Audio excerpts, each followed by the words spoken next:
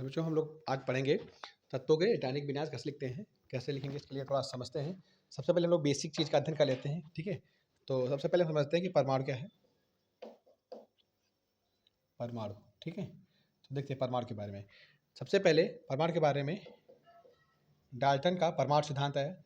Dalton साहब ने क्या बताया कि जो प्रत्येक पदार्थ है, प्रत्येक पदार्थ छोटे छोटे कणों से मिलकर बना है। प्रत्येक पदार्थ जो है छोटे छोटे कणों से मिलकर बना है और उन कणों को ही क्या कहते हैं, परमाणु कहते हैं, ठीक है। उन्होंने क्या बताया, प्रत्येक पदार्थ छोटे छोटे कणों से मिलकर बना है, जिन्हें क्या कहते हैं, परमाणु कहते हैं। और जो परमाणु होता है वो क्या होता है, अविभाज्य, यानी परमाणु को विभाजित नहीं किया जाता, यानी परमाणु लगभग क्या होता है, अविभाज्य होता है।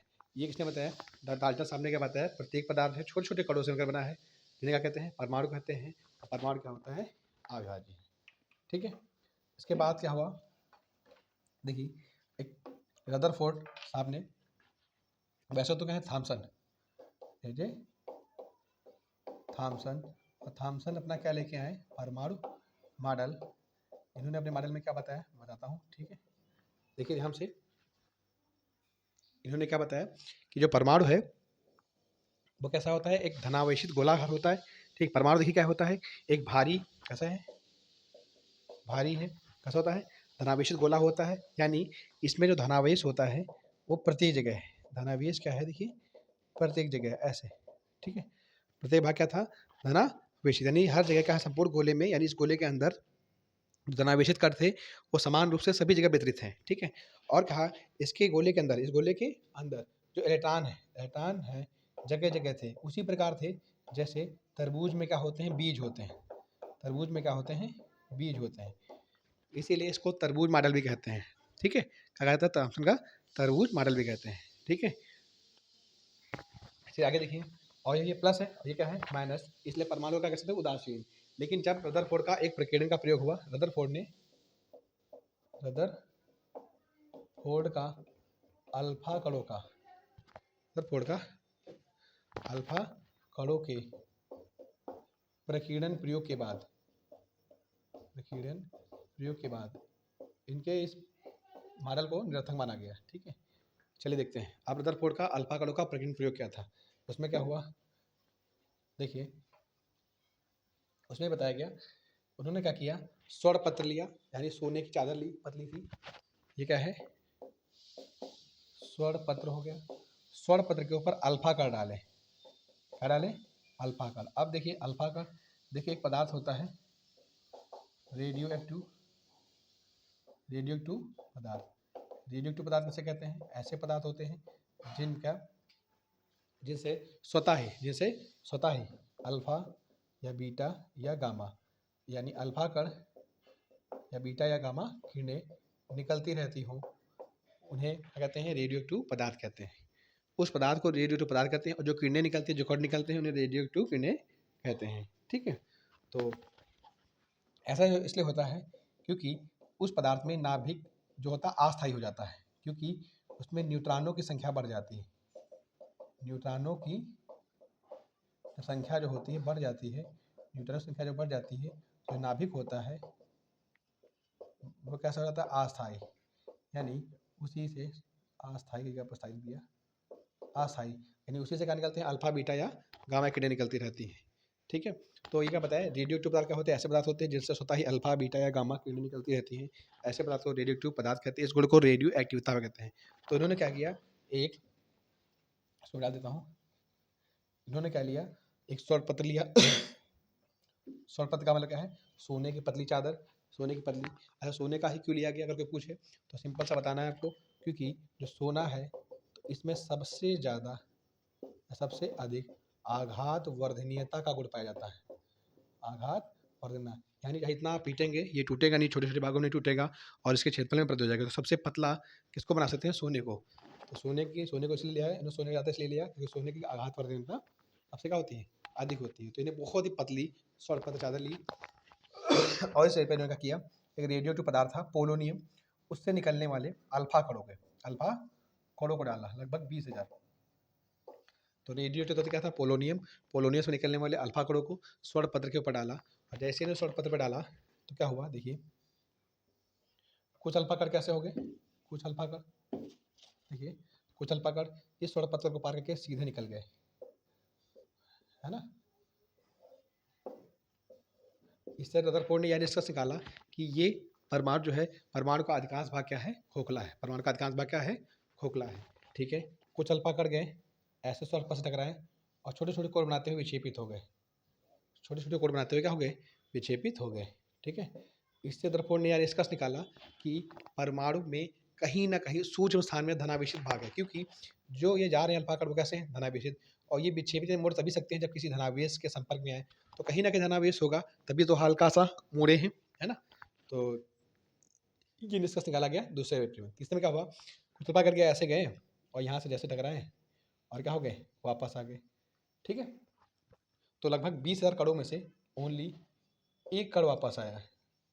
तो ये माना गया जो परमाणु है, परमाणु का समस्त द्रव्यमान जो है, समस्त द्रव्यमान व समस्त धनावेश, समस्त द्रव्यमान व समस्त जो धनावेश है, क्या है, धनावेश है, वो एक छोटे से भाग में होता है, छोटे से भाग में होता है, जिसे इन्होंने नाम क्या दिया था, नाभिक, जिसे क्या नाम दिया था, नाभिक दिया। तो अगर आपको कोई पूछे कि नाभिक की खोज किसने की थी, तो रदरफोर्ड साहब ने की थी, ठीक है। तो नाभिक की खोज किसने की थी, रदरफोर्ड ने की थी, ठीक है। समझ में आ गया अल्फा कणों का प्रकीर्णन प्रयोग। इससे क्या माना, तीसरे नियम में आप बताएंगे कि परमाणु का समग्र द्रव्यमान तथा समग्र धनावेश परमाणु के भीतर सूक्ष्म स्थान से केंद्रित होता है, सूक्ष्म स्थान में केंद्रित होता है, जिसे हम लोग क्या कहते हैं, नाभिक कहते हैं, क्या कहते हैं, नाभिक कहते हैं, ठीक है। अब देखिए रदरफोर्ड ने अपने अल्फा कणों के प्रकीर्णन प्रयोग के बाद अपना मॉडल दिया। रदरफोर्ड ने अल्फा कणों के प्रकीर्णन प्रयोग के आधार पर एक मॉडल प्रस्तुत किया, एक मॉडल प्रस्तुत किया, जिसे क्या कहते हैं, रदरफोर्ड का परमाणु मॉडल कहते हैं, रदरफोर्ड क्या कहते हैं, परमाणु मॉडल कहते हैं। इस मॉडल में इन्होंने क्या बताया, देखते हैं वो क्या बताया इन्होंने कहा, सिंपल भाषा में बताता हूँ मैं बहुत अच्छे तरीके से, आसान तरीकों से। इन्होंने बताया कि जो परमाणु होता है वो कैसा है, देखिए गोलाकार है, परमाणु कैसा है, गोलाकार है, और परमाणु का समस्त धनावेश व समस्त द्रव्यमान एक छोटे से भाग में केंद्रित रहता है, जिसे हम लोग क्या कहते हैं, नाभिक कहते हैं। नाभिक में इन्होंने बताया प्रोटॉन होते हैं और क्या होते हैं, न्यूट्रॉन। प्रोटॉन पे धनावेश होता है, न्यूट्रॉन क्या होता है, उदासीन होता है। प्रोटॉन धनावेशित होता है, न्यूट्रॉन क्या होता है, उदासीन होता है, ठीक है। चलिए ये भी ठीक है। तो प्रोटॉन क्या होता है, धनावेशित, न्यूट्रॉन क्या हो गया, उदासीन। और क्या बताया कि नाभिक के चारों ओर बहुत सी क्या होती हैं, कक्षाएं हैं, कक्षाएं होती, और कक्षाओं में कौन घूमता है, एटॉन घूमते हैं, क्या घूमता है, एटॉन घूमते हैं, ठीक है। अब देखिए एटॉन पे कैसा होता है, ऋणावेश, क्या होता है, एटॉन पे क्या होता है, ऋणावेश होता है, ठीक है। एटॉन पे हो गया ऋणावेश।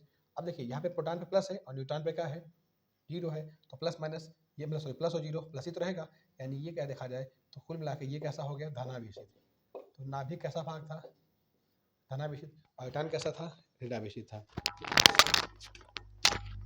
सबसे पहला क्या बना कि परमाणु कैसा होता है, गोलाकार, परमाणु कैसा है, गोलाकार है, परमाणु का समग्र द्रव्यमान व धनावेश भाग क्या है, परमाणु के सूक्ष्म भाग में केंद्रित है, जिसे क्या कहते हैं, नाभिक कहते हैं।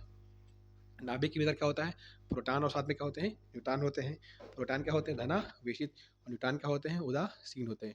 और नाभिक के चारों बहुत सारी क्या होती है, नाभिक के चारों कक्षाएं होती है, कक्षाओं में कौन घूमते हैं, एटॉन घूमते रहते हैं। लास्ट पॉइंट जरूरी सबसे है, देखिए देखते हैं क्या है, इसको लिखना है। देखिए जब कोई कण हो, कोई भी कण हो, अगर वो वृत्तीय पथ तक घूमता है, जैसे केंद्र हो गया, ये कोई कण है, वैसे मान लो कण का एटॉन ही है, तो एटॉन घूम रहा है तो वो वृत्तीय पथ घूम रहा है। और जब भी कोई भी कण होगा और वृत्तीय पथ पे घूमेगा, वृत्तीय पथ पे घूमेगा, तो उसको घूमने के लिए अभिकेंद्र बल चाहिए होता है, क्या चाहिए, अभिकेंद्र बल। यानी जब कोई भी कण होगा वृत्तीय पथ पे घूमेगा तो उसको घूमने के लिए क्या चाहिए, अभिकेंद्र बल। तो नाभिक को घूमने के लिए भी क्या चाहिए, अभिकेंद्र बल चाहिए। नाभिक को घूमने के लिए क्या चाहिए, अभिकेंद्र बल चाहिए। और घूमने के लिए अभिकेंद्र बल चाहिए, अब अभिकेंद्र बल मिलेगा कहाँ से, तो इसको नाभिक को जो घूमने के लिए अभिकेंद्र बल चाहिए होता है वो कहाँ से मिलता है, देखिए प्रोटॉन यहाँ पे क्या है प्लस, इस पे क्या है, उदासीन है, जीरो है, तो कहने का मतलब भाई नाभिक धनावेशित है, ये धनावेशित भाग हो गया, ये क्या हो गया ऋणावेशित।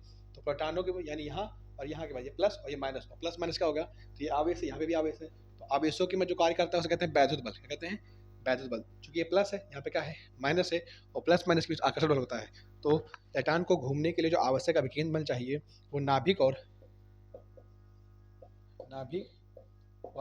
इलेक्ट्रॉन के मध्य या बीच लगने वाले वैद्युत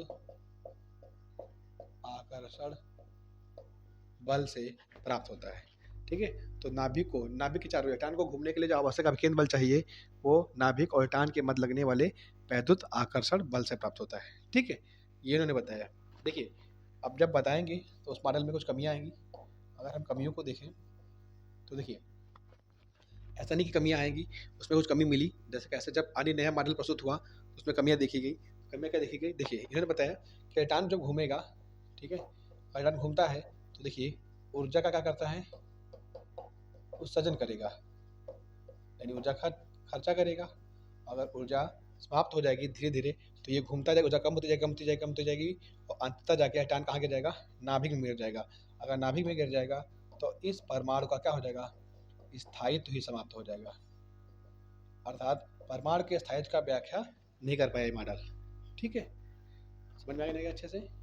अब देखते हैं अगला मॉडल, बोहर बरी या बोहर का मॉडल या बोहर का परमाणु मॉडल। एक मिनट और समझ लेते हैं। अगर ये कोई पूछे ऐसा होता क्यों है, तो देखिए ऐसा था, एक थे वैज्ञानिक, उनका नाम है मैक्सवेल। तो मैक्सवेल का एक सिद्धांत था इलेक्ट्रोडायनेमिक, जिसको कहते हैं हिंदी में वैद्युत गतिकी। तो वैद्युत गतिकी सिद्धांत में उन्होंने कहा था यदि कोई भी कण है अगर वो ऐसे घूम रहा है वृत्ताकार पथ पे तो क्या करता है, विद्युत चुम्बकीय तरंगों के रूप में ऊर्जा का उत्सर्जन करता है। ठीक है, यदि कोई आवेशित कण है अगर वो घूम रहा है वृत्ताकार पथ पे तो विद्युत चुम्बकीय तरंगों के रूप में क्या करता है, ऊर्जा का उत्सर्जन, यानी बिगड़ की ऊर्जा ना, ऊर्जा का बिगड़ होता रहता है, यानी उत्सर्जन करता रहता है। ठीक, तो इसी बार माना गया कि इलेक्ट्रॉन भी है आवेशित कण है, वो घूमता रहेगा तो धीरे धीरे क्या होगी, उसकी ऊर्जा समाप्त होगी, और समाप्त होगी वो जाके कहाँ गिर जाएगा, नाभिक में गिर जाएगा, यानी परमाणु का स्थायित्व समाप्त हो जाएगा, यानी परमाणु का स्थायित्व नहीं रहेगा, यानी परमाणु का स्थायित्व व्याख्या करने में असफल रहे। दूसरा एक और पॉइंट, इन्होंने स्पष्ट नहीं बताया था कि कितनी कक्षाएं होती हैं और कितनी कक्षाएं होती है, ये वाला ये चीज। दो कमियां आप अच्छे से याद करिए। ठीक है, आगे देखते हैं बोहर का परमाणु मॉडल। देखिए इसमें क्या हुआ, तो बोहर ने क्या किया, बोहर तो दो, बोहर साहब दो थे, बोहर तो एक बरी थे। तो बोहर बरी ने क्या किया, इनके रदरफोर्ड के जो परमाणु मॉडल थी यानी स्थायित्व वाली, उस कमी को दूर करके एक नया मॉडल प्रस्तुत किया जिसे क्या कहते हैं, बोहर का परमाणु मॉडल, या सीधा लिख सकते हैं बोहर बरी का परमाणु मॉडल या बोहर का परमाणु मॉडल। ध्यान से देखिए इसमें क्या था, इन्होंने क्या बताया, जो परमाणु है जो उन्होंने बताया तो वो सेम वही रहेगा कि परमाणु कैसा था, गोलाकार था। परमाणु का समस्त धनावेश व समस्त द्रव्यमान एक छोटे से भाग में केंद्रित रहता है, जिसे क्या कहते हैं, नाभिक कहते हैं। क्या कहते हैं, नाभिक। और नाभिक में क्या होता है, प्रोटॉन और न्यूट्रॉन होते हैं। नाभिक के चारों बहुत सारी क्या होती हैं, कक्षाएं होती हैं। ठीक है, लेकिन उन्होंने बताया कक्षाएं तो होती हैं, उन्होंने कहा कि प्रत्येक कक्षा में नहीं इलेक्ट्रॉन घूमते, इलेक्ट्रॉन केवल उन्हीं कक्षाओं में घूमते हैं, इलेक्ट्रॉन केवल उन्हीं कक्षाओं में घूमते हैं जिनमें उनका पूरी जो संवेग होगा वो कितना होगा, h/2 पाई, h/2 पाई का पूर्ण गुणज हो, h/2 पाई का पूर्ण गुणज हो, अर्थात हम ये सकते हैं NH/2 पाई, है ना, h/2 पाई का क्या हो, पूर्ण गुणज हो। ठीक है, तो इलेक्ट्रॉन सभी कक्षाओं में घूमेंगे और उन कक्षाओं को ही क्या कहते हैं हम लोग, स्थायी कक्षाएं कहते हैं। क्या कहते हैं, स्थायी कक्षाएं कहते हैं। और इन्होंने बताया कि प्रत्येक कक्षा में जो इलेक्ट्रॉनों की संख्या होगी वो 2n² के अनुसार होती है। 2n² क्या है, देखिए यदि n का मान 1 है तो 2 के स्थान पर 2 हो जाएगा, 1 का 1 का स्क्वायर हो जाएगा तो 2 की जगह पर 2, 1 का स्क्वायर करेंगे 1, 2 हो जाएगा। ठीक है, n का मान अगर 2 करते हैं तो 2 हो गया, 2 का स्क्वायर, तो 2 का स्क्वायर 4 दूनी कितना हो जाएगा, 8 हो गया। n का मान 3 करेंगे तो देखिए 2 हो जाएगा, और 3 का स्क्वायर करेंगे तो 3 का स्क्वायर का हो जाएगा 9, दूनी कितना हो जाएगा 18 हो जाएगा। फिर n का मान क्या करेंगे 4, 2, 4 का स्क्वायर, तो 4 का स्क्वायर कितना हो जाएगा 16 दूनी 32, सीधे यहाँ पे लिख देते हैं 32। इससे एक चीज़ सीखने मिली कि कि पहली कक्षा में इलेक्ट्रॉन कितने होंगे 2, अगली कक्षा में कितने होंगे 8, और तीसरी कक्षा में 18, और अगली कक्षा में कितने होंगे 32। तो इन्होंने बताया कि पहली कक्षा में जो इलेक्ट्रॉन होंगे कितने होंगे, देखिए 2, अगली कक्षा में 8, अगली में कितने होंगे 18, और क्या होंगे 32। इन्होंने क्या बताया, इस कक्षा को नाम दिया के एल और क्या दिया एम। तो के एल एम एन कहते हैं, क्या कहते हैं कक्षा को कहते हैं के एल एम एन कहते हैं। ठीक है, यहाँ तक समझ में आ गया। अब बताया कि जो प्रत्येक कक्षा होती है, प्रत्येक कक्षा की उप कक्षा भी होती है, प्रत्येक कक्षा की उप कक्षा, जैसे कि पहली कक्षा है तो इस कक्षा की भी उप कक्षा है ना, जिसमें इलेक्ट्रॉन घूम पाए जाते हैं। देखिए प्रत्येक कक्षा की भी, जैसे जो के है इसी उप कक्षा क्या होगी, देखिए एस, एल वाले की क्या होगी 2 होगी एस ओ पी, इसकी क्या होगी देखिए एस पी, और क्या होगी डी, इस वाले की क्या होगी लास्ट वाले की देखिए एस पी डी, और क्या हो जाएगी एफ। तो एस पी डी एफ हो जाएगी। देखिए एस, एस में क्या बताया गया कि कितने टर्म रहेंगे 2, एस में एस कक्षा उप कक्षा का मतलब ऑर्बिटल, ऑर्बिटल मतलब उपकोष, तो एस उपकोष हो गया। जैसे पहली कक्षा में एक उपकोष है, दूसरी कक्षा के 2 उपकोष हो गए एस पी, तीसरी में एस पी डी हो गए, चौथी में क्या हो गया S P D F. S में 2 ही इलेक्ट्रॉन रहेंगे और पी में कितने रहेंगे 6 रहते हैं, तो 2 6 कितने हो जाएंगे देखिए 8। इसमें देखिए 2 हो गए, पी में 6 होते हैं और डी में 10 होते हैं, 10 6 16, 2 कितने हो जाएंगे 18। इसमें बोलिए देखिए पहली में 2 हो गए, पी में कितने होंगे 6, डी में 10 और एफ में रहते हैं 14 इलेक्ट्रॉन।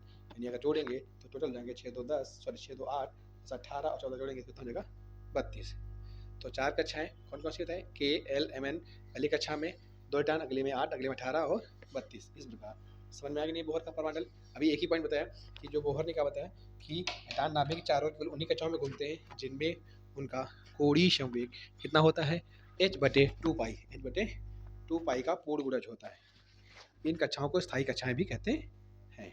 ठीक है, और स्थायी कक्षाओं में सेकंड पॉइंट देखिए, इसको डाल देता हूँ सर। जो तीसरी चीज बताई उन्होंने, सॉरी सेकंड जो पॉइंट बताया कि जब भी इलेक्ट्रॉन स्थायी कक्षाओं में घूम गए, स्थायी कक्षा का मतलब है जैसे मान लीजिए यहाँ पे 2 इलेक्ट्रॉन है, इस कक्षा में कितने थे 8 थे, ऐसे बनाए नहीं समझ जाइए 8 है, कितने हो गए 1 हो गया 2 हो गया 3 4 5 6 7 8, तो 8। तो इस ये कक्षाएं जो होंगी स्थायी कक्षाएं थी, स्थायी कक्षाओं में जब भी इलेक्ट्रॉन घूमेगा, ठीक है, यानी वो मूल कक्षा है, स्थायी कक्षा मतलब मूल कक्षा।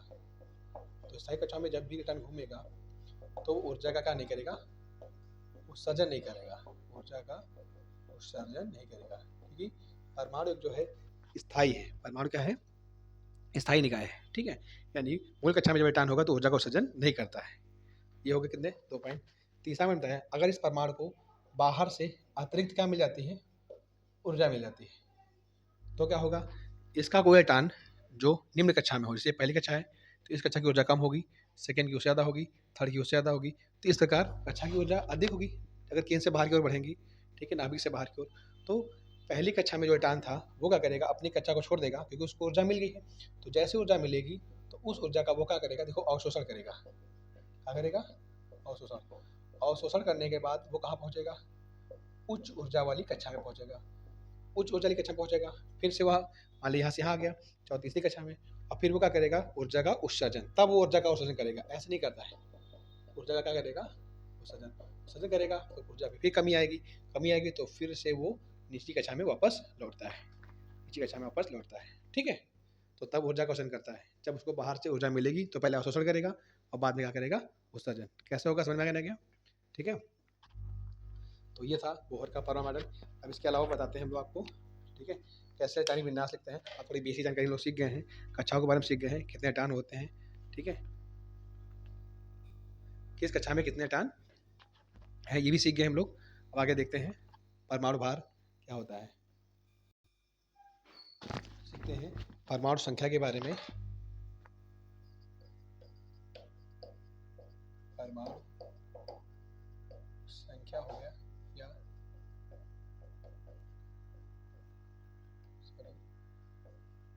परमाणु क्रमांक, परमाणु क्रमांक, तो परमाणु संख्या या परमाणु क्रमांक क्या है वो देखते हैं। ठीक है, तो सबसे पहली चीज़ जो परमाणु क्रमांक है या परमाणु संख्या है, इसको कौन से अक्षर से लिखते हैं, जेड से लिखते हैं। देखिए कोई भी परमाणु है, परमाणु में क्या है नाभिक है, और नाभिक में जो धनावेश भाग होता है, नाभिक में क्या होता है धनावेश होता है, जो धनावेशों की कुल संख्या होती है, धनावेशों क्या होती है कुल संख्या होती है, धनावेशों की कुल संख्या को ही क्या कहते हैं परमाणु संख्या। इसे कौन से अक्षर लिखते हैं, जेड से लिखते हैं।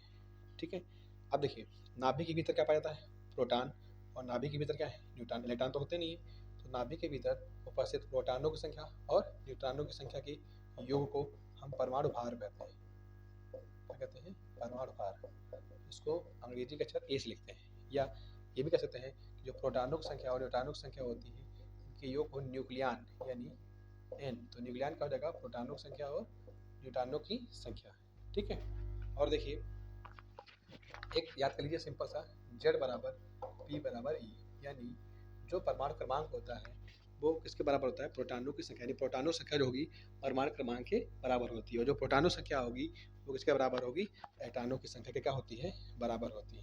जैसे देख लेते हैं, जैसे हम लोगों ने S देखिए S बताते हैं, जैसे पढ़ा 6C12, तो ये लिखा, एक नाभिक का नाम लिखा, तो ये देखिए ये हो गया, कार्बन के बाद 6 यहाँ पे जो लिखे हैं, तो अब याद कर लीजिए जैसे ये तत्व है, तो तत्व के जो यहाँ पे नीचे लिखा होगा वो क्या होगा, Z, और ऊपर लिखा होगा है N, तो यानी ये इसकी तुलना करोगे इससे तो ये क्या हो गया, Z, यानी कार्बन के पास Z कितने हैं, परमाणु क्रमांक कितने हैं, 6, और चूंकि Z बराबर क्या होता है P, यानी P भी कितने हो गए 6, और P बराबर होता है E, यानी इलेक्ट्रॉन भी कितने हो गए 6।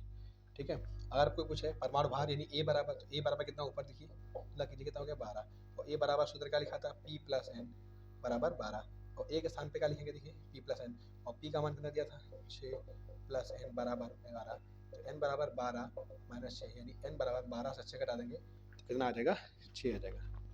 ठीक है, N बराबर कितना आ गया, 6 आ गया। ठीक है, समझ में आ गया अच्छे से।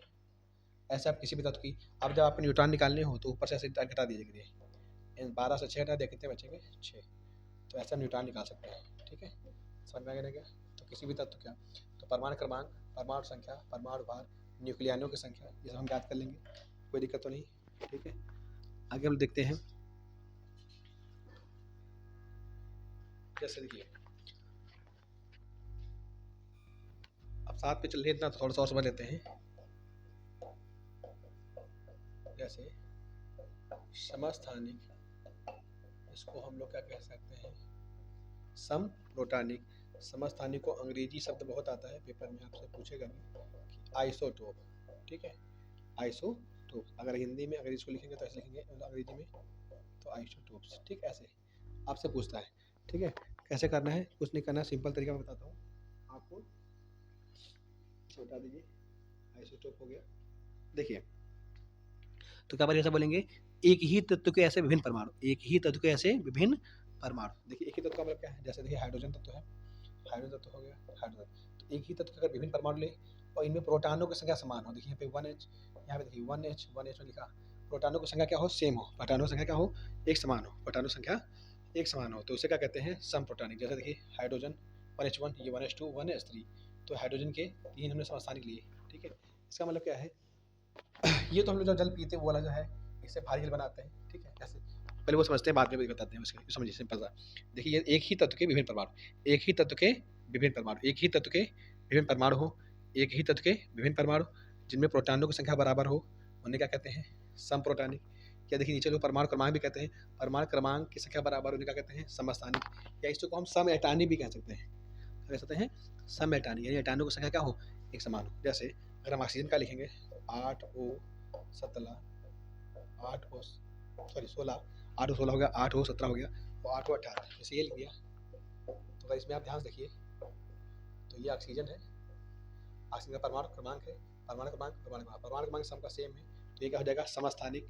और अगर हम न्यूट्रॉन को निकाल देखिए, देखिए यहाँ पे 16 से 8 घटाएंगे तो 8 न्यूट्रॉन है इसमें, यहाँ पे देखिए घटाएंगे 16 से 8 तो 9 हो गए, यहाँ पे घटाएंगे तो कहते हैं 10, तो न्यूट्रॉनों की संख्या बराबर नहीं, अगर न्यूट्रॉनों की संख्या घटाने बराबर होती तो उसे क्या कहते हैं हम लोग, सम न्यूट्रॉनिक, क्या कहते हैं, सम न्यूट्रॉनिक। ठीक है, अब समभारी भी समझ लेते हैं साथ में ही, देखिए समभारी, इसको क्या कहते हैं, आइसोबार, कहते हैं आइसोबार्स, आइसोबार्स। इसमें क्या होता है देखिए, जैसे हमने लिखा 1H3, ठीक है, एवं 2H3, तो ये तो नाभिक लिखे। अब इसमें आप ध्यान से देखिए, ऐसे नाभिक जिसमें देखा न्यूक्लियनों की संख्या, यानी ऊपर वाली संख्या जो परमाणु भार जो हो वो बराबर हो, उन्हें क्या कहते हैं, समभारी, या न्यूक्लियनों की संख्या बराबर हो, उन्हें क्या कहते हैं, समभारी। क्या होता है, समभारी। अभी भी देखिए यहाँ न्यूट्रॉन निकालेंगे तो 3 से घटाएंगे 1 यानी 2 है, यहाँ पे देखिए 3 से घटाएंगे 2, तो न्यूट्रॉन की संख्या क्या है, सेम नहीं है, न्यूट्रॉनों की संख्या बराबर नहीं होगी, और क्या होगा, परमाणु भार क्या होंगे, समान हो, उन्हें क्या कहते हैं, समभारी कहते हैं। क्या कहते हैं, समभारी कहते हैं। ठीक है, समझ आ गया ना क्या? अब देखते हैं समन्यूट्रॉनिक।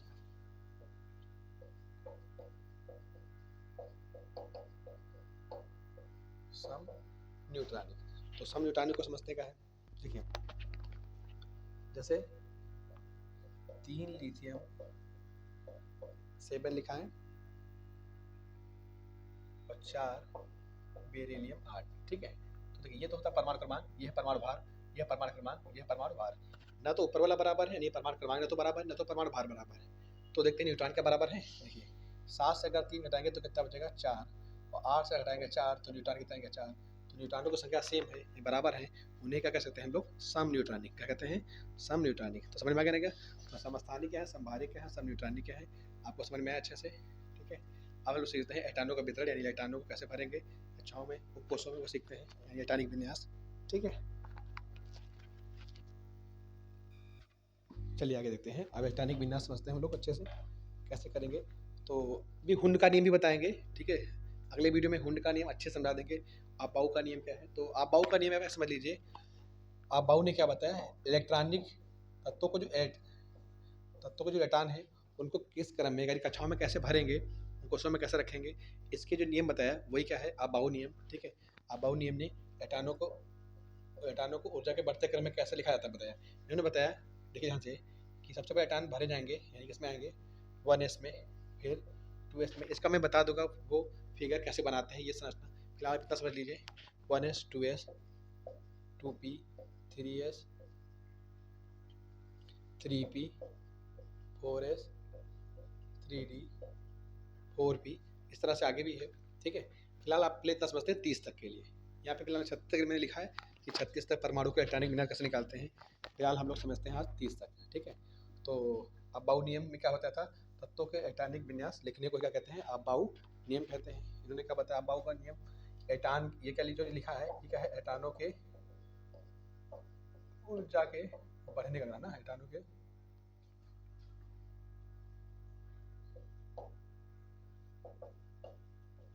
ऊर्जा का बढ़ता क्रम। ठीक है, अब समझते हैं इसको कैसे करेंगे हम लोग।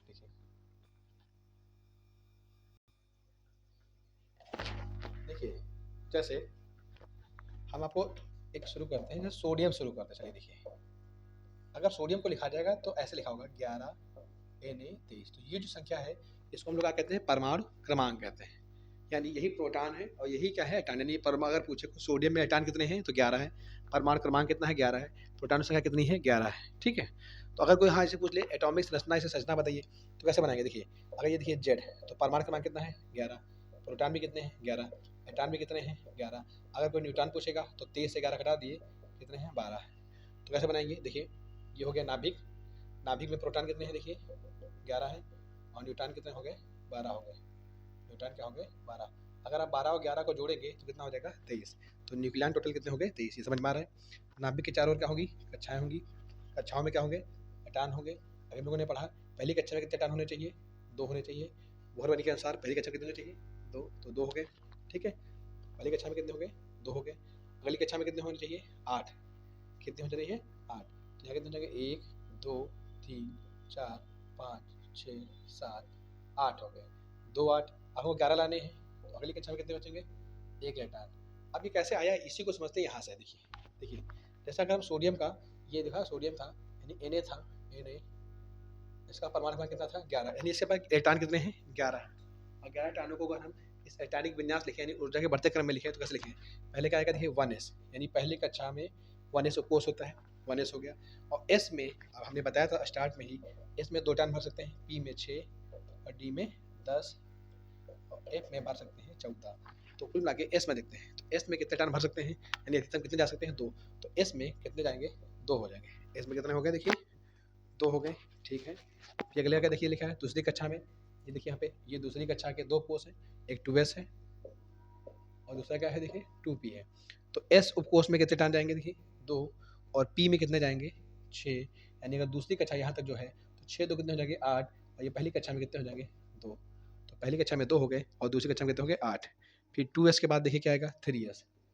3s s में क्या है देखिए एक ही बचा, क्योंकि 11 भरने थे और 10 रिटर्न मेरे हो गए थे, 2 2 4 और 6 10, एक बचा था, एक ही रिटर्न भरेंगे। और s में अधिकतम कितने भर सकते थे 2, लेकिन एक ही बचा था तो एक ही भर दिया। ठीक है, अब इसको थोड़ा और समझ लेते हैं।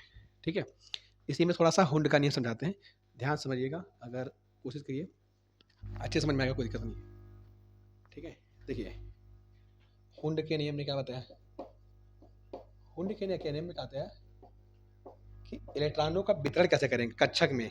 अब कक्षक क्या है पहले उसको समझते हैं, उसको मिटा देते हैं थोड़ा सा। देखिए जैसे क्या बताया, सबसे पहले एक और चीज समझ लेते हैं साथ ही साथ में, एक है क्वांटम संख्याएं।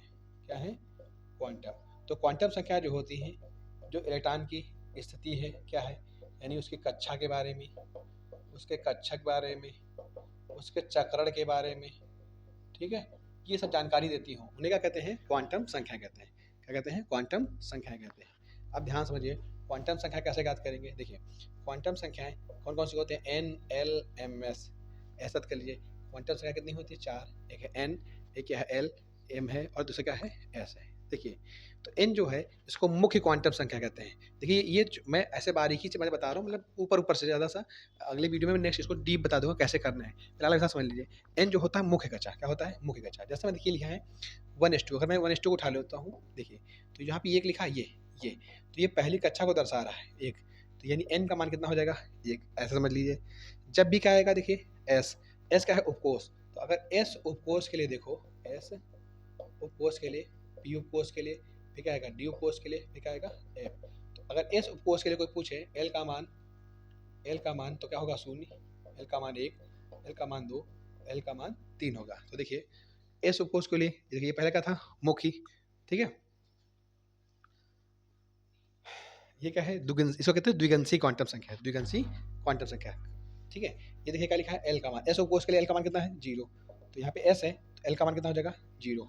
अब देखिए क्या लिखा था यहाँ पे एम, क्या है एम, इसको ऐसा करता है अगली वीडियो में कर देता हूँ ताकि एक ही में मर्ज हो जाएगा तो समझ में नहीं आएगा अच्छा सा, क्योंकि फिलहाल थोड़ा सा बता दिया तो बता ही देते हैं। एम आगे, एम देखिए कैसे निकालेंगे, देखिए एस के लिए एल का मान कितना था 0, पी के लिए एल का मान 1 था, डी के लिए एल का मान 2 था, एफ के लिए क्या था एल 3। तो अगर एस का मान देखिए एस उपकोष के लिए एल का मान क्या है 0, अगर एल 0 होगा तो एम हमेशा क्या आएगा 0 आएगा। आप समझते हैं कक्षक, ठीक है, वो कैसे समझ लिए। देखिए उपकोष कौन सा है एस, जो भी उपकोष हो कक्षकों की संख्या जितने इलेक्ट्रॉन भरेंगे उससे आधे रखेंगे। जैसे एस उपकोष में कितने इलेक्ट्रॉन भरते हैं 2, तो कक्षक उसका आधा रखेंगे, कितना रखेंगे 1। कितने इलेक्ट्रॉन भरने हैं 2 ही भर सकते हैं, तो एक ऊपर एक आ गया नीचे आ जाएगा। अब देखिए दिशा किधर है नीचे की ओर है, नीचे की ओर का मतलब है एक होता है क्लॉकवाइज, एक होता है एंटी क्लॉकवाइज। तो ये क्लॉकवाइज होता है ये एंटी क्लॉक होता है, यानी घड़ी दिशा में घड़ी की विपरीत दिशा में, और विपरीत दिशा के लिए लगाते हैं -1/2। तो इस प्रकार ऐसे लिख दिया, ठीक है। और ये जो बनाया है यही ये किसने बताया था, हुंड के नियम, हुंड ने क्या बताया था इलेक्ट्रॉनों का वितरण। अब उसको समझते हैं, चलो इसको क्वांटम संख्या वाला मैं अगले चैप्टर में बता दूंगा, अगली वीडियो में, इसको छोड़ दो, फिलहाल हम मोटा मोटा ही समझते हैं कि एस में 2, पी में 6, डी में 10, एफ में 14 टन भर सकते हैं। अब ध्यान रखिए अगर हुंड के नियम से देखें इसको देखें, तो एस है तो एस में कक्षा कितने बनेंगे 2 टन भर सकते हैं इसमें, देखिए इसमें तो आधे कक्षक रहेंगे। अगर 2s है देखिए फिर s है, s में कक्षक आधे रहेंगे। अगर ये p है तो p में टन भर सकते हैं 6, तो कक्षक रहेंगे आधे।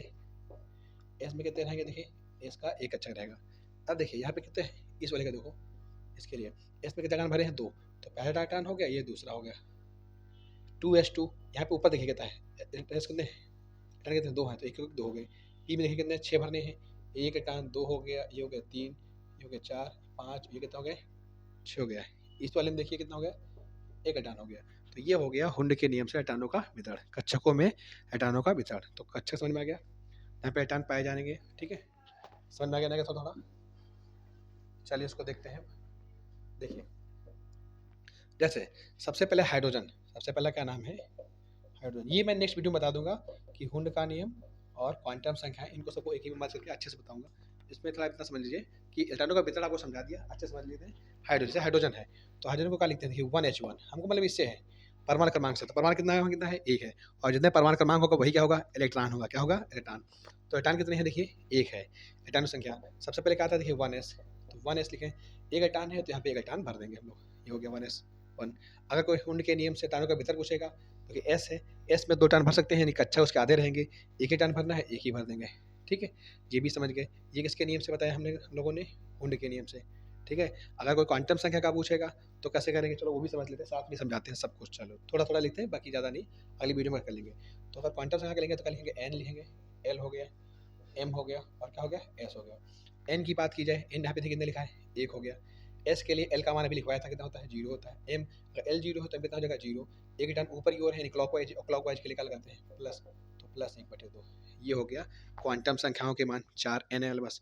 अगर आप कोई पूछे जो दीर्घाकार आवर्त सारणी है, जो आधुनिक आवर्त सारणी है, उस सारणी में इस तत्व का स्थान कहाँ पर है, तो वो समझ लेते हैं। देखिए, ये तत्व पूछ सकता है, या क्या पूछ सकता है? वर्ग पूछ सकता है, या आवर्त पूछ सकता है, या ब्लॉक पूछ सकता है, और संयुक्ता वगैरह जो भी सब कुछ देखेंगे। देखिए, अब देखिए बोहरबरी ने क्या बताया था कि जो पहला कक्षा होना चाहिए वो कक्षा में कितने टान होने चाहिए? 2।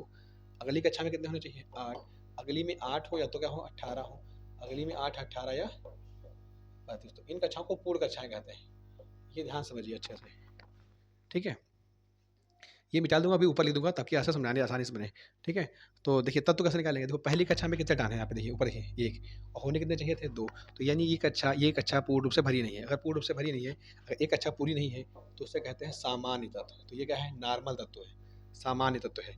और फिर सामान्य तत्व की जो वर्ग संख्या होती है, वो जितने भी टान होंगे, इसमें कितने टान है यहाँ पे देखिए 1। अगर 1 है तो इसको फर्स्ट लिखेंगे, और सामान्य तत्व जितने भी होंगे वो फर्स्ट ए के उपवर्ग, यानी ए जो है उपवर्ग है, ये जो फर्स्ट है ये वर्ग है, और ए क्या है? उपवर्ग। तो फर्स्ट ए में रखा गया है ये तत्व। अगर आप आवर्त में देखेंगे, आवर्त आवर्त, तो देखिए आवर्त कौन सी है? देखिए यहाँ पे कितना लिखा है, जितना यहाँ पे लिखा हुआ ऐसा है, कितना है? 1। तो ये हो गया आवर्त, फर्स्ट हो गया। अगर ब्लॉक देखिए क्या लिखा है? S block. तो हम लोग तत्व भी निकालना सीख गए, वर्ग भी निकालना सीख गए, और ब्लॉक भी। ठीक है, तत्व, वर्ग, आवर्त और ब्लॉक। इसको थोड़ा अच्छे से करते हैं अगले सवाल में, ताकि अच्छे से आपको समझ में आए। ठीक है, 1 मिनट।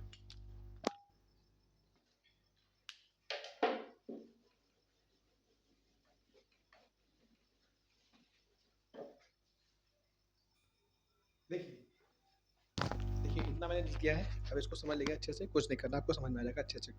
ठीक है, अगला चलते हैं। जैसे जैसे मैं कौन लेता हूँ? कार्बन का लेते हैं। तो कार्बन का क्या होता है? 6C12। ये परमाणु भार है, ये परमाणु क्रमांक है। तो परमाणु क्रमांक से हमारा मतलब है, यानी अगर आप देखें तो कार्बन का परमाणु क्रमांक कितना है? 6। तो एटानों की संख्या भी कितनी होगी? 6। तो सबसे पहले टॉनिक विन्यास लिखते हैं। देखिए वहाँ पे क्या लिखा है? 1s। तो हम लिखेंगे 1, और क्या लिखेंगे? s। s में कितने टान भर सकते हैं? देखिए 2, ये लिखा हुआ है, इसमें 2 भर सकते हैं। फिर लिखेंगे 2s, s में भी 2 भर सकते हैं। फिर लिखेंगे 2p, p में भर सकते हैं 6 टान। लेकिन देखिए 2 और 2 4, 4 भर दिए, 6 ही भरने थे, यानी 2 ही बचे इसके बाद, तो 2 हो गए, तो 2 भर देंगे। ये हो गया टॉनिक विन्यास, लिख दिया हम लोगों ने। अब देखिए ये पहली कक्षा है, पहली कक्षा में कितने टान है? 2 हो गए। जो कि दूसरी कक्षा में 6, 2 2 कितने हो गए? 4 हो गए। जबकि बोहरवरी ने क्या बताया कि पहली कक्षा में कितने होने चाहिए? 2। अगली कक्षा में 8, अगली में 18 हो, अगली में क्या हो? 32 हो, या 8 भी हो, कोई दिक्कत नहीं, 8 भी हो या 18 भी हो, ऐसे। तो वे कष्टपूर्ण होंगे। तो देखिए पहली कक्षा में 2 हैं, 2 यहाँ पे होने चाहिए हैं। तो सेकंड वाले में 8 है, यहाँ पे कितने हैं? 4। मतलब 8 होने चाहिए, 4 ही हैं। तो ये कक्षा पूर्ण नहीं है। और जब एक कक्षा पूर्ण ना हो, तो उस तत्व को क्या कहते हैं बताइए? सामान्य तत्व कहते हैं। और सामान्य तत्व की जो वर्ग संख्या होती है, याद कर लीजिए, 72 कोष में उपस्थित एटानों की संख्या। 72 कोष में कितने एटान है? देखिए 4 है, तो रोमन अंक में लिखेंगे 4। 72 कोष में उपस्थित एटानों की संख्या के बराबर होती है। सामान्य है तो उपवर्ग क्या लिखेंगे? ए लिखेंगे। अगर कोई पूछे आवर्त बताइए क्या लिखेंगे? आवर्त। तो देखिए आखिरी लास्ट में देखो क्या लिखा? ब्लॉक क्या है? पी। पहले देखिए ब्लॉक क्या लिखा है? ब्लॉक लिखा है पी। पी के आगे क्या लिखा है? सेकेंड। तो आवर्त कितना हो गया? 2 हो गया। ठीक है, समझ में आ गया ना? गया? चलिए आगे देखते हैं। अगला कोई भी ले लेते हैं, कोई भी, जैसे 20, कैल्शियम 40। तो यहाँ पे देखिए क्या लिखा है? परमाणु क्रमांक कितना है? 20 है कैल्शियम का। अगर इसका निकालते हैं कि आवर्त सारणी में स्थान कौन सा, अरे वो बताना ही भूल गया, जो जरूरी था मिटा दिए। चलो इसमें देख लेंगे, कोई बात नहीं। 20 कैल्शियम 40 लिखा, तो कैसे लिखेंगे इसका? सबसे पहले क्या लिखेंगे? देखिए 1s। एस में कितने भर सकते हैं बताइए? 2। फिर क्या लिखेंगे? देखिए 2s, कितने भरेंगे? 2। फिर क्या लिखेंगे बताइए? 2p, p में कितने भर सकते हैं? 6। फिर क्या लिखेंगे? 3s, s में कितने होंगे? 2। फिर 3p, p में कितने भर सकते हैं? देखिए 6। अगर इतने भरते हैं तो गिने कितने हो गए थे? 2 2 4 4 6 10 10 2 12 12 6 18 ही हुए हैं, और हमको 20 भरने हैं टान। तो 4s आ गए, तो 4s में कितने जगह? 2। 18 और 2 20 भी हो गए। अब देखिए, अगर देखिए यहाँ पे देखिए देखिए देखिए पहली कक्षा है, पहली कक्षा कितने टान हो गए? 2। दूसरी कक्षा है तो 6 2 कितने हो गए? देखिए 8। तीसरी कक्षा है, तीसरी कक्षा में कितने होंगे 6 2 8, ये भी पूर्ण है। चौथी कक्षा में कितने हैं 2, पहली कक्षा में 2 होने चाहिए है, दूसरी कक्षा में 8 होने चाहिए है, तीसरी में 8 होने चाहिए 18 8 भी है, चौथी में होने चाहिए 8 18 32 ना 8 है ना 18 ना 32 है। तो चौथी कक्षा जो है ये वाली वो हो गई अपूर्ण। अगर ये अपूर्ण है तो तत्व कौन सा हो जाएगा, देखिए सामान्य तत्व, तत्व कौन सा हो जाएगा सामान्य तत्व। अगर कोई पूछेगा वर्ग क्या है बताइए, तो अपूर्ण वर्ग में जो कोष पूरा नहीं है उसमें अपूर्ण वर्ग में अपूर्ण कक्षा में कितने दिखाते हैं 2 है, तो यहाँ पे क्या लिख देंगे सेकेंड यानी 2 है ना, ये हो जाएगा। उपवर्ग तो यही रहेगा सामान्य तत्व के लिए। आवर्त कोई पूछे, आवर्त आखिरी में ब्लॉक क्या लिखा एस, एस आगे क्या है 4 है, तो ब्लॉक हो जाएगा एस और आवर्त क्या हो जाएगा और। समझ में आ गया कैसे निकालते हैं, ठीक है। ऐसे करना आप अगर दीर्घाकार आवर्त सारणी देखेंगे, आधुनिक आवर्त सारणी, तो उसमें आपको मिलेगा, उसमें क्या होगा देखिए ऐसे वर्ग बने होंगे खड़े खड़े जो कॉलम होंगे, और बेड़े बेड़े जो ऐसे होंगे वो क्या होंगे आवर्त। तो ये हो गए वर्ग, ये क्या हो गए आवर्त हो गए। अब देखिए आवर्त का मतलब चौथी लाइन है, तो ये पहला ये दूसरा ये तीसरा ये चौथी, यानी चौथी लाइन में मिलेगा आपको। और ये क्या मिलेगा सेकेंड रो में मिलेगा, यानी ऊपर से। ये कौन सी थी देखिए फर्स्ट, ये कौन सी है सेकेंड, यानी यहाँ पर मिलेगा आपको लिखा हुआ क्या मिलेगा कैल्शियम मिलेगा, ठीक है। यहाँ पे ऊपर लिखा होगा फर्स्ट है, सॉरी क्या लिखा होगा सेकेंड है, सेकेंड रो में है। तो समझ में आ गया ना क्या, ऐसे मिलता है। ये आवर्त सारणी की स्थिति हो गई, आवर्त सारणी में इसकी स्थिति, ये समझ गए, ये समझ गए अच्छे से। आप समझते हैं हुंड के नियम से वितरण, इलेक्ट्रॉनों का वितरण समझ लेते हैं। अगर वितरण करना होता तो 1s इस कक्षा के लिए, अगर इसका कराना होता इस कक्षा के लिए, तो s कक्षक है एक कक्षा, s s के लिए देखिए कहाँ गया, s के लिए कक्षक एक होता है, एक हो गया, इलेक्ट्रॉन कितने हैं 2, तो एक इलेक्ट्रॉन ऊपर हो गया, एक इलेक्ट्रॉन नीचे चला गया, ये हो गया दिशा मतलब क्लॉकवाइज एंटी क्लॉकवाइज। इसे इसकी बनानी है 2s2 की, तो कैसे बनाएंगे, पहले क्या लिखेंगे s के लिए एक कक्षक हो गया, 2 इलेक्ट्रॉन है तो एक ऊपर ऐसे। अगर p के लिए बनाना है तो p में क्या बनेंगे देखिए, अच्छा पी में इलेक्ट्रॉन भर सकते हैं 6 इलेक्ट्रॉन भर सकते हैं पी में 6, तो कक्षा उसके आधे होंगे 3, और 6 इलेक्ट्रॉन इसके पास हैं, तो 1 2 3 4 5 6, यानी इसके पास अब युग्मित इलेक्ट्रॉन है 3, ठीक है। ये भी हो गया। अब ये किसी बना सकते हैं, आप कर लेंगे निकालेंगे, समझ में आ गया। तो ये हो गया हुंड के नियम, इलेक्ट्रॉनों का वितरण हो गया हुंड के नियम से। अगर आप कोई पूछे किसी भी इलेक्ट्रॉन की क्वांटम संख्याएं, किसी भी इलेक्ट्रॉन की, ठीक है, जैसे मान लो आपसे पूछ लेता 18वें इलेक्ट्रॉन की पूछ, 18वें इलेक्ट्रॉन की चारों क्वांटम संख्याएं बताइए, 18वें इलेक्ट्रॉन की चारों क्वांटम संख्या बताइए। तो पहले देखिए 18वां इलेक्ट्रॉन देखने के लिए पहले n हमको चाहिए, l भी चाहिए, m और क्या निकालना है s। तो देखिए बहुत आसान है तरीका था। पहले आप देखिए 18वां इलेक्ट्रॉन आएगा किसमें, अगर देखो इसमें 2 तक हो गए इलेक्ट्रॉन, इसमें हो गए 4 तक हो गए, 2 2 4 हो गए, 4 से 10 तक हो गए, इसमें 10 तो 12 हो गए, और 12 से 18, यानी 18वां इलेक्ट्रॉन इसमें आएगा 3p वाले में। तो जिसमें आएगा पहले तो उठा लेते हैं 3p6। यहाँ पे देखिए आगे क्या लिखा है, n का मान 3 है, तो n का मान क्या लिख देंगे 3 हो गया। फिर देखिए p है, तो p के लिए l का मान कितना होता है 1, तो p के लिए l का मान कितना हो गया 1 हो गया, ये समझ में आ जाता है। p के लिए अब जो 3p6 जो है पहले हुंड के नियम से इसका वितरण दिखा दीजिए। तो p है, p में क्या होता है देखिए, p में कक्षा कितने होते हैं आधे, यानी 3 हो गए। इलेक्ट्रॉन कितने भरेंगे 6 भरने हैं, 1 2 3 4 5 और क्या हो गए 6। तो छठवां इलेक्ट्रॉन क्या है देखो, एंटी क्लॉकवाइज नहीं एंटी क्लॉकवाइज, यानी इसकी दिशा नीचे को हो रही है तो क्या लगा देंगे माइनस की ओर, माइनस से बड़ा 2, ये भी हो गया समझ में आ गया। अब केवल इसका मान पता करना है m का, तो यहाँ पे एक साथ यहाँ पे लिखा देखिए, यदि l का मान पता हो तो m कैसे निकालेंगे, -l 0 और +l। तो -l यानी माइनस का देखिए l एक है, माइनस का 1 फिर 0 और प्लस का 1, तो देखिए किस में जा रहा है नीचे की ओर आ रहा है, तो माइनस हो गया 1 वाले में, तो m का मान क्या हो गया 1। इस प्रकार चारों क्वांटम संख्या हमको पता होगी। किसी भी कक्षा को पता करनी हो, 2p6 की हो 2s2 की हो, है ना। अगर मान लो हमको इस वाले की पता करनी होती 2s2 की, तो कैसे करेंगे देखेंगे 2s2, यहाँ पे n कितने हैं देखिए 2 हो गए, l का मान दो s के लिए, s के लिए l का मान 0 है।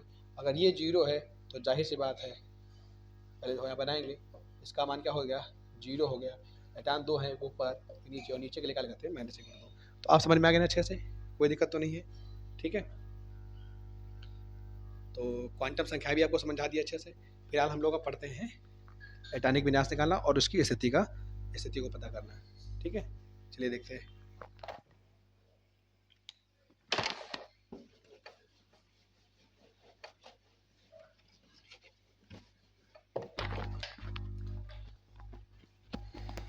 जैसे 15 का निकालते हैं, 15 क्या होता है फास्फोरस, तो फास्फोरस का निकालेंगे तो क्या करेंगे देखिए, पहले क्या आता था 1s आता है, s पे कितने भर देंगे 2, फिर क्या आता था 2s कितने हो जाएंगे 2, फिर क्या था 2p ऊपर पेमेंट गई 2p, p में कितने भरते हैं 6, फिर 3s, एस पे कितने बनेंगे 2, तो जोड़ लिए 2 2 4 4 6 10 10 2 कितने हो गए 12 हो गए 12, और फिर 3p आएगा, 12 में 3 जोड़ देंगे कितना हो जाएगा 15 हो जाएगा। तो ये बन गया कुंड के नियम से, सॉरी एटॉनिक विन्यास बन गया अबाव के नियम से। ठीक है, आप क्या करेंगे, अगर कोई पूछे तत्व ज्ञात करें इसमें, इसकी स्थिति याद करिए, तत्व कौन सा है, वर्ग कौन सा है, या आवर्त कौन सा है, या ब्लॉक कौन सा है। तो कैसे पता करेंगे, देखिए ये पहली कक्षा है, पहली कक्षा में 2 टर्न हो गए, दूसरी कक्षा हो गए 6 2 कितने हो गए 8, तीसरी कक्षा में कितने हो गए 3 2 5 हो गए। तो पहली कक्षा में 2 होने चाहिए हैं, अगली कक्षा में 8, अगली में 8 या 18 हो, तो ये नहीं है, एक कक्षा अपूर्ण है। अगर एक कक्षा अपूर्ण है तो तत्व कौन सा हो गया सामान्य। वर्ग की बात की जितने जितने भी टर्न हो, कितने टर्न है 5 है, तो 5 और ऊपर क्या हो जाएगा ए, जितने भी सामान्य तत्व हैं वो ऊपर ए में रखे जाएंगे। आवर्त लास्ट में क्या देखिए ब्लॉक क्या है पी, और पी आगे क्या है 3, तो आवर्त क्या हो जाएगा 3rd। ठीक है, समझ में आ गया ना, गया। किसी का भी आप निकाल सकते हैं, बहुत आसान है, आप किसी का निकाल लीजिए। जैसे आपको बोरान का निकालना होता है, बोरान का कितना होता है 5 होता है, तो कैसे निकालते हैं देखिए। सबसे पहले क्या लिखते हैं 1s आता है, 1s2 हो जाता है, फिर 2s2, फिर 2p, p में 6 भर सकते हैं, 5 ही टन भरने थे, 2 2 4 भर दिए, एक बचा। अब देखिए पहली कक्षा में कितने हो गए 2, ये दूसरी कक्षा यहाँ तक है 2 2, तो 2 ये कितने हो गए 3, तो दूसरी कक्षा कितने होने चाहिए टन 8, 8 है नहीं, यदि कक्षा अपूर्ण है, अपूर्ण है तो एक कोष अपूर्ण, अगर एक कोष अपूर्ण यानी एक कक्षा अपूर्ण, एक कक्षा अपूर्ण एक कोष अपूर्ण है, तो उससे क्या सामान्य, और सामान्य तत्व की जो टन वर्ग संख्या होती है बाह्यतम कोष में इतने टन हो, कितने टन है 3, तो 3rd, और ये हो जाएगा आवर्त। ब्लॉक देखिए क्या लिखा लास्ट में लिखा पी, पी आगे क्या लिखा है वो हो गया आवर्त। समझ में आ गया अच्छे से कि नहीं। ठीक है, तो आप किसी भी निकाल सकते हैं, आपको मैं आज 1 से 30 से निकालना सिखाऊंगा, फिर आगे का नेक्स्ट कल वीडियो बताएंगे। ठीक है, अभी बहुत कुछ बताना है इस लेसन में, सॉरी। अब देख लेते हैं जो ऐसा कक्षा के जिनका एटॉमिक विन्यास पूर्ण रूप से भरे हो, पूर्ण हो, जैसे हीलियम का हो गया, इसका परमाणु क्रमांक क्या होता है 2He4 होता है ना। एक नियान हो गया, जैसे एनियान का 10 हो गया, आर्गन हो गया। चलो पहले इसी में 2 कर लेते हैं, फिर आगे देखते हैं 18 का उसमें कर लेंगे। देखिए तो आप लिखें कैसे लिखेंगे, जैसे कैसे लिखेंगे, देखिए लिखेंगे 1s2 हो गया, बस ये 2He4, इससे मतलब मेरा है ना कितने टर्न है पे 2, ये तो परमाणु भार है, इससे थोड़ी मतलब कोई है। तो टर्न कितने हैं देखिए 2 हैं, तो 1s2 हो गया। अगर इस कक्षा को देखो तो कक्षक कितने हो गए 2, और पहली कक्षा में कितने होने चाहिए 2, यानी ये भरा है। और जब सारे कक्षक इसको कोष भरा होता है तो उस तत्व को हम क्या कहते हैं अक्रिय तत्व या उत्कृष्ट गैसें। ठीक है, तो अक्रिय तत्व या उत्कृष्ट गैसें हो गया, समझ में आ गया। आगे देखिए ये क्रिय लिखा है। ठीक है, अगर कोई पूछे वर्ग तो आप इनकी वर्ग संख्या याद कर लीजिए, 0 या वर्ग 18, 0 0 या वर्ग क्या लोगे 18 बोलेंगे। अगर आपसे कोई पूछे आवर्त बताइए, क्या बताइए आवर्त, और क्या बताइए ब्लॉक, तो इसमें कोई नियम नहीं चेंज है, सेम वही लास्ट में क्या लिखा था एस ब्लॉक, एस क्या है 1 है, तो आवर्त कितना हो जाएगा फर्स्ट। ठीक है, तो इसमें कल यही चेंज होगा, वर्ग संख्या, वर्ग संख्या क्या लिखनी है 0, क्या होती है 0 में, क्योंकि जितने भी अक्रिय तत्व होते हैं वो 0 या 18 में रखेंगे हैं। इसमें कौन आता है हीलियम आता है, फिर नियान आता है, फिर आर्गन आता है, फिर ग्रेटान आता है, फिर जिडान आता है, फिर रेडान आता है ना। ये सब वायुमंडल में बहुत कम मात्रा में पाए जाते हैं, अल्प मात्रा में पाए जाते हैं, इसीलिए इन्हें रेयर गैसें भी कहते हैं। रेडान को छोड़ दो तो सभी क्या हैं गैसें हैं, ये एक रेडियो एक्टिव तत्व है ना। और मिट्टी में भी पाए जाते हैं इसलिए दुर्लभ, सॉरी इसको छोड़ते हैं, इतना डीपली नहीं जाते हैं, इतना समझ लेते हैं। यहाँ पे समझ में आएगा अगर देखिए 10 का देखते हैं, 10 10 इसका होता है देखिए नियान का। तो नियान का कैसे बनाएंगे, सबसे पहले क्या आता है 1s आता है, फिर क्या आता है 2s आता है, फिर क्या आता है 2p, फिर 3s 3p, अभी लिखा था वो मिटा दिया आपने, लिख लिया होगा। तो 1s में 2 हो गए, 2s में 2 टान, p में कितने भरेंगे 6, देखिए 2 2 4 और 6 कितने हो जाएंगे 10 हो जाएंगे। नियान का क्या होता है 10 हो गया। अब देखिए पहली कक्षा में 2 हो गए टान, दूसरी कक्षा में देखिए 6 तो कितने हो गए 8, तो पहली कक्षा में 2 होने चाहिए हैं, अगली में 8 होने चाहिए, 8 वो भी है। अगर देखिए तत्व का कोई निकालेगा तो अक्रिय हो गया या उत्कर्ष, क्योंकि सारे कोष भरे हैं। ठीक है, वर्ग पूछेगा तो 0 या 18, ब्लॉक लास्ट में क्या लिखा है पी, और पी के आगे क्या लिखा है सेकंड है, तो आवर्त क्या हो जाएगा सेकंड। ठीक है, समझ में आ गया ना, क्या कुछ नहीं करना है सिंपल तरीके से। अगर आपसे कोई रिटायरमेंट का रिजल्ट पूछे, आप किसी का चक्कर मान लो इसके लिए पूछता है 2p6 के लिए, 2p6 के लिए पूछेगा, तो पहले आप ऐसे बनाइए, p है अच्छा आधे कर लीजिए, 3 कर लीजिए, रिटायन 6 है, 1 हो गया, 2 हो गए, 3 हो गए, 4 हो गए, 5 हो गए, और क्या हो गए 6 हो गए, कोई दिक्कत तो नहीं। आपको अगर ये भी पूछ ले NLMS पूछ ले, वो भी सिखा देता हूँ फिर से। NLMS यानी क्वांटम संख्या है, n लिखा है देखिए कुछ नहीं करना है, n का मान यहाँ पे जो लिखा है कितना लिखा है 2, l का मान p के लिए देखिए, p के लिए l का मान कितना है 1, अगर 1 है तो पहला -1 कर दिए, दूसरा 0, और तीसरा प्लस 1 2 है, फिर माइनस ए 0 प्लस लिख लिया। अब देखिए हमारे को पाँचवें टर्न का पूछता तो पहला टर्न ऊपर गया, दूसरा, तीसरा, चौथा, पाँचवां नीचे आ रहा। पाँचवें के लिए पूछता तो m का मान क्या लिखते हैं हम लोग 0। छठे के लिए पूछेगा तो इसमें आएगा तो 1 लिखेंगे। चौथे के लिए पूछता तो इसमें आता है, जैसे पूछे वैसे कर लेना है। ठीक है, मान लो अगर छठे टर्न के लिए पूछता, छठे टर्न के लिए सीधे तो छठा टर्न कौन सा है, तो पहला, दूसरा, तीसरा, चौथा, पाँचवा, छठा, तो छठे पर है तो छठा इसमें वाली एक में है, यहाँ पे एक m का मान 1 लिखते। नीचे को आ रहा है तो s का मान क्या लिखेंगे माइनस का 1/2। अगर मान लेते हैं 6वें टर्न के लिए पूछता तो क्या लगाते हैं हम लोग, यहाँ पे क्या लिखते हैं बताइए, 1 लिखते, इस वाले में आ रहा है और s का मान नीचे आ रहा है, क्या लेते हैं -1/2। लेकिन अगर मान लो 6 की जगह क्या पूछता 5वें टर्न के लिए, तो 5वां कहाँ है देखिए, तो इसमें आएगा 5वां ये वाला, तो 0 हो जाता तो m का मान 0 लिखते, फिर जैसे पूछेगा कर लेंगे चेंज। ठीक है, तो हुंड का नियम, क्वांटम संख्या है और एटॉमिक विन्यास याद करना और आवर्त सारणी में स्थिति क्या है वही पता लगाना सिखाया। समझ में आया कि नहीं अच्छे से? ठीक है, अब लास्ट बचा वो देखते हैं। लास्ट नहीं बचा मतलब इसमें का देख लेते हैं, फिर 30 के भीतर वहीं तक आएगा जो 18 है आर्गन का। तो क्या होता है सबसे पहले 1s, एस में कितने भर देंगे 2, फिर 2s कितने हो गए 2, फिर 2p कितने भर देंगे 6, फिर क्या लिखेंगे देखिए 3s, एस में कितने होंगे 2, फिर हो गए 3p। तो हो गए, गिन लीजिए, पहली कक्षा में 2 टर्न, दूसरी कक्षा में 6 2 8, 8 2 10 हो गए, तीसरी कक्षा में 6 2 8 ये भी हो गए। तो सारे देखिए कहाँ कोष भरे हैं, तो ये तत्व कहाँ पूर्ण है, सारे कोष भरे हुए हैं, है ना। यदि अष्टक पूर्ण है तो कैसे करते हैं, तत्व कौन से होते हैं, आखिरी तत्व, या उत्कृष्ट कैसे कहते हैं, वर्ग कैसे निकालते हैं। तो वर्ग के लिए आप 0 लिखिए या 18 लिखिए। आवर्त लास्ट में क्या लिखिए देखिए, ब्लॉक कौन सा है पी है, आवर्त कौन सा है 3 है, तो यहाँ 18 कर देंगे बस, कोई चेंज नहीं करना आपको। ठीक है, समझ में आ गया ना क्या अच्छे से। आप समझते हैं जिनके 2 कोष अपूर्ण हो उनको समझते हैं।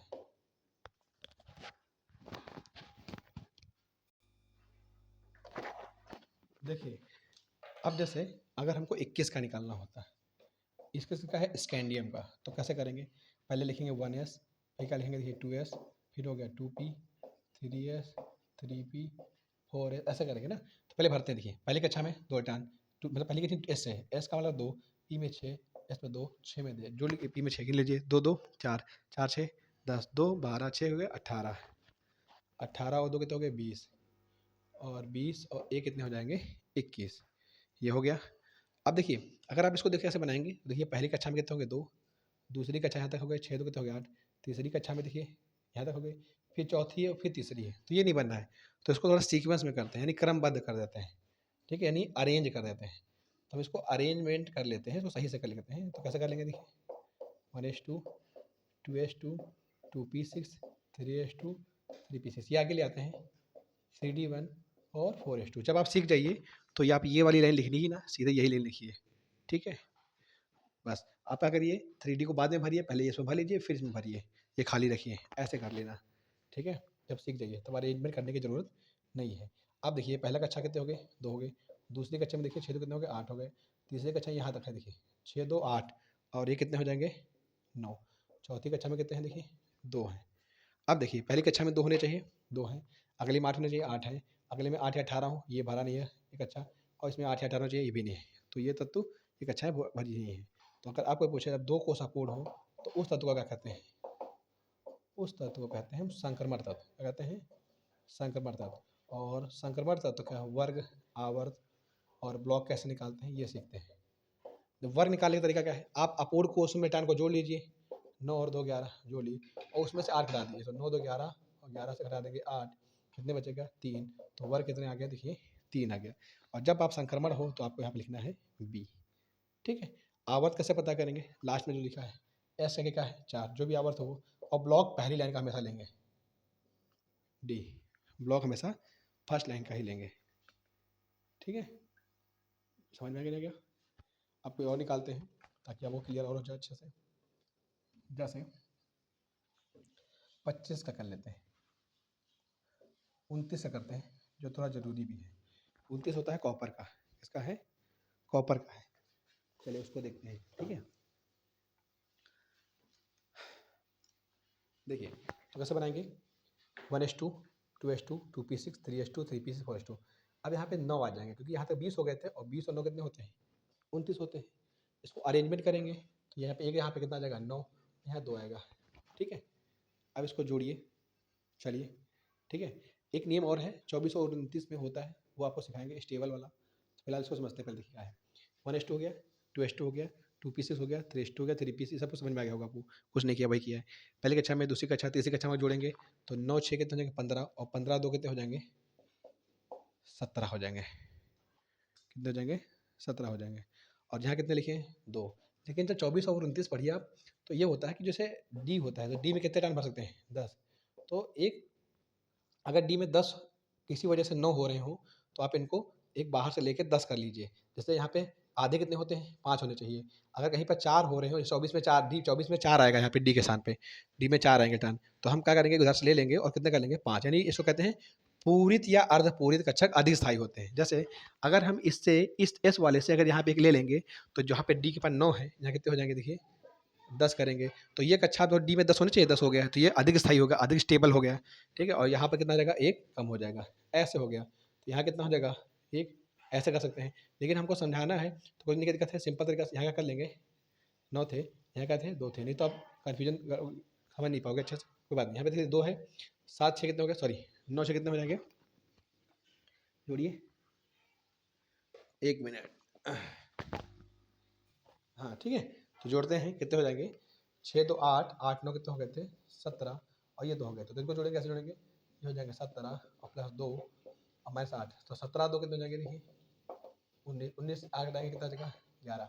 तो या तो आप 11 लिख दीजिए यहाँ पर वर्ग के सामने क्या लीजिए 11 लिख दीजिए ऐसे। लेकिन जब भी मान वर्ग में 10 से ज़्यादा हो जाए, तो आप 11 ना लिखिए, जैसे 10 से ज़्यादा, जैसे 11 हो गया तो 11 को फिर से क्या लिखेंगे फर्स्ट, क्या लिख देंगे, 12 होगा तो लिख देंगे सेकंड, अगर 13 होगा तो क्या लिख देंगे थर्ड। या तो आप ऐसे लिखिए, नहीं तो सिंपल सा ऐसे लिख दीजिए, वर्ग कौन सा है 11, या तो ऐसे लिखिए या तो ऐसे लिखेंगे फर्स्ट भी। तो समझ में आ गया ना क्या। ठीक है, आवर्त कौन सा है, आवर्त देखिए पहली में लास्ट में क्या लिखा ऐसे क्या 4 आवर्त हो गया। ब्लॉक में पहली लाइन का लिखेंगे डी ब्लॉक। समझ में आ गया ना क्या। ऐसे आप किसी का भी कर सकते हैं, 1 से 30 तक आप लगाइए और फिर आवर्त सारणी से मिलाइए, आपको समझ नहीं आया तो आप पूछिए। ठीक है बच्चों, और ये वीडियो सभी के पास शेयर कीजिए ताकि अन्य लोग भी उसको पढ़ें और